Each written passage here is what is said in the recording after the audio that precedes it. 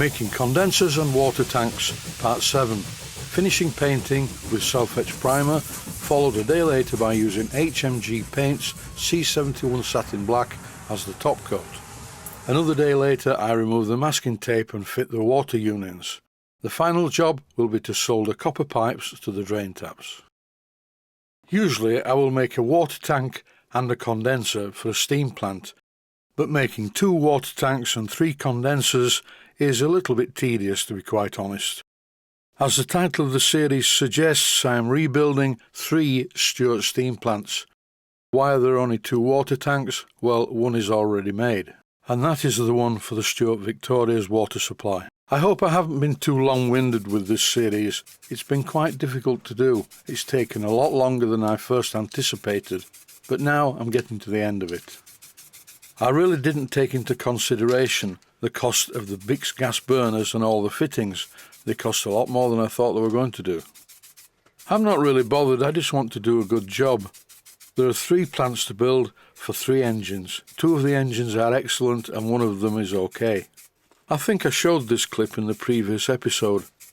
There are quite a few parts to make and lots to do, and I think I lost the plot a little bit on this episode.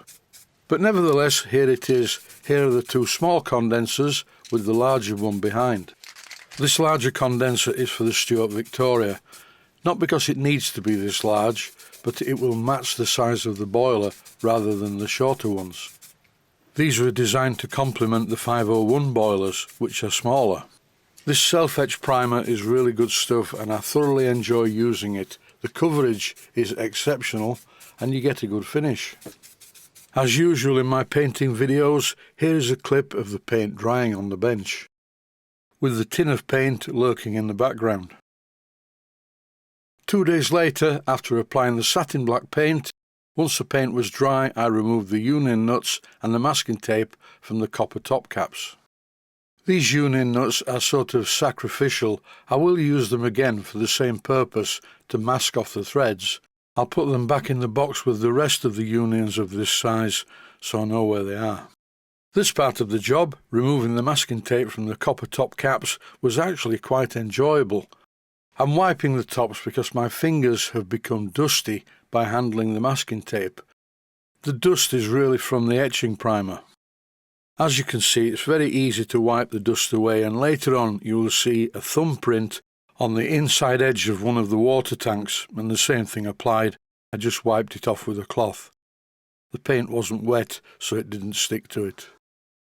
I'm replacing the union nuts with matching cones, and of course these are not painted black. The combination of brass and satin black paint I personally like. Occasionally I have left condensers and water tanks in plain copper, but from experience I don't think it's a good idea because the copper and brass tarnishes very quickly, and when you use metal polish to clean the tanks, generally the residue goes all over the place. Here I'm removing the masking tape from the large condenser, and this wasn't as easy as on the smaller water tanks, but I got there in the end. I use very good quality masking tape. To be honest, there really is some rubbish out there. Be careful where you buy things like this. Eventually I removed all the masking tape and I gave the top caps a bit of a wipe, and I'm quite pleased with them. This is the first time I've ever made condensers with copper top caps. I think I may do it again. Over now to fit the fittings to the water tanks. And you can clearly see my dusty thumbprint on the inside of the right-hand tank. This just wiped away with a cloth, but at this stage I wasn't interested in doing that. The big clean-up came right at the end, and I didn't bother videoing that part. This water bypass valve is really a steam tap. I made a nut to fit on it so it's screwed into the side of the tank, and it should work very well. Here are 2 condensers and 2 water tanks. And now, here are 3 condensers and 2 water tanks. The larger condenser, as I've already mentioned, is for the Stuart Victoria plant. It is the size that it is so that it fits at the front of the Stuart 504 boiler, and I can pipe the exhaust up the chimney. The threads on these fittings are 3/8 by 32 threads per inch. and the union cones are for 1/4 inch pipe. And finally, I'm removing the masking tape from the top of the large condenser. Really strange, I know, but it's a very satisfying thing to do. When these water tanks and condensers are fitted to their respective plants, you will see that they look okay. At the moment, you can't really get a scale. They look a bit on the big side. It is better to have a slightly larger condenser because then you don't need to empty it quite so often. Here are the components for the drain taps. One length of 1/4 inch diameter pipe and one length of 3/16 diameter pipe.